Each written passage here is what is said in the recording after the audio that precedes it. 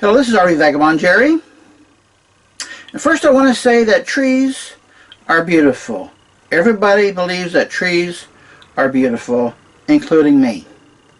However, like with a lot of beautiful things, they can become a big problem. And that's what this video is about. So I'm going to show you several reasons why, as an RVer, I hate trees. And the biggest problem is low-hanging tree limbs where I'm driving. And I got to be careful not to let trees hit my roof for several reasons that I'll go over. And when trees are hanging low, that presents two problems that make it dangerous. One is that I'm having to look up for the trees when I'm supposed to be looking down at the road. And then also, many times I have had to drive into the left oncoming traffic lane in order to dodge around some tree limbs that are going to hit my roof off to this side. I have done that numerous times. So now I'm going to go outside and show you more about what I'm talking about. And you're probably thinking that, well, trees need to be trimmed better. Yes, they do. However, from my experience, cities seem to be trimming their trees based on vehicles being at the most 10 feet high. Well, mine is 12.5 feet high, and that's pretty typical height for an RV. I've even been in campgrounds where trees were hitting my roof trying to find my campsite. So even RV parks do not trim their trees enough. So that's a problem I can't tackle myself. One of the big problems is when tree limbs hit the edges of my motorhome here, like it did right there. You can see here where it cut a gash along there, and to repair that completely, you would have to replace the entire roof, which would be a major project, especially since I have solar panels and so many other things on my roof here. So I did not want to go through that. So the next best solution I found was to use Eternabond tape.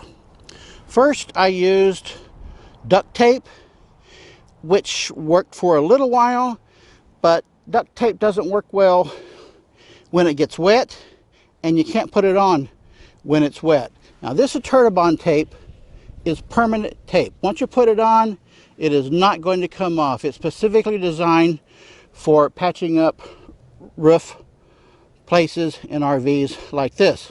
First time this happened to me caused a gash that starts right there, and it's about 6 feet long. And you can see that it has caused some major damage. In the middle here, it opened up about 2 inches wide. And the big problem with a gash like that is getting water in it when it rains. So if I don't patch it up and water gets in, it can cause water damage inside of the wall of my motorhome here.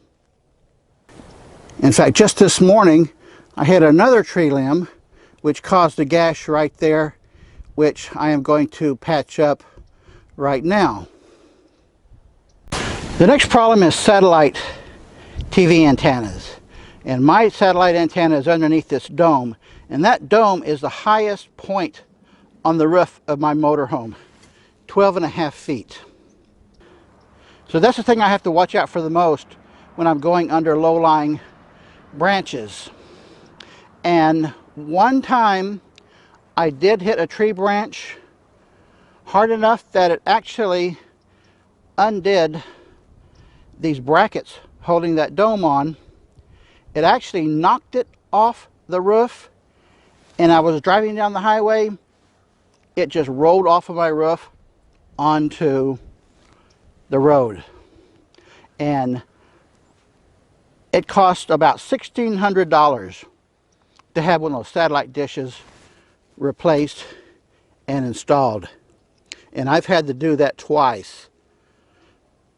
The second one I got, when they installed it, they didn't put sealant around the internal wires, and the wires rusted out. So I had to get my third satellite dome antenna. And the other problem with satellite dishes is trees getting in the way of the satellite. I'm going to show you another clip that I made just a couple days ago when I was in Tallahassee, so you can see how trees can cause your solar reception to just go out. This is a good example right here. I'm camping at the Elks Club right there. And at the Elks Club here, they have 6 RV spaces. And every one of them is right along the fence there and these tall trees facing the southern sky. So you know what that means. I am not getting any satellite reception while I'm here with those trees in the way of the satellite. Now, if they had their RV spaces built over there, I would be fine. But no, they're over here against these trees. So you can see that sometimes I just can't move my RV in a good place to get a good satellite signal. Now, the next problem is with solar panels. And there's 3 problems there. Tree branches can scratch the solar panels. A small scratch isn't really going to hurt much. A big scratch or a gash can really damage the solar panels. And also, if I'm going under some tree branches and a tree branch goes under here, and there is enough room under here that a tree branch could easily get caught under there, and a big enough branch could pull this thing off and actually yank it off of the roof if it's in the ideal situation where the branch is big enough and strong enough, it could pull it off. And the other problem is solar panels getting shaded.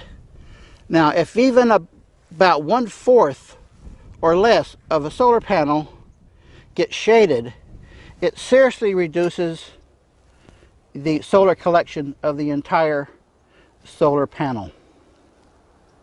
When I'm in an RV park and don't really need the solar, that's not a problem. But when I'm parking someplace where I need the solar, I have to be very careful to stay away from any trees that is going to causing shading to my solar panels. And another problem is trees hitting other antennas. This is my cell phone booster antenna, and this is my Wi-Fi antenna. And you can see how it is hanging on there. Just this morning when I hit a tree, it pulled that Wi-Fi antenna right out of the base there. So I got to fix that now too. And I have other things up here that can get damaged by trees as well, like my regular over-the-air TV antenna and this vent cover, and that is my sewer vent. So if a tree hits in the right place, it can knock those things off as well. Another problem I had is with the slide topper bracket that hit a tree limb.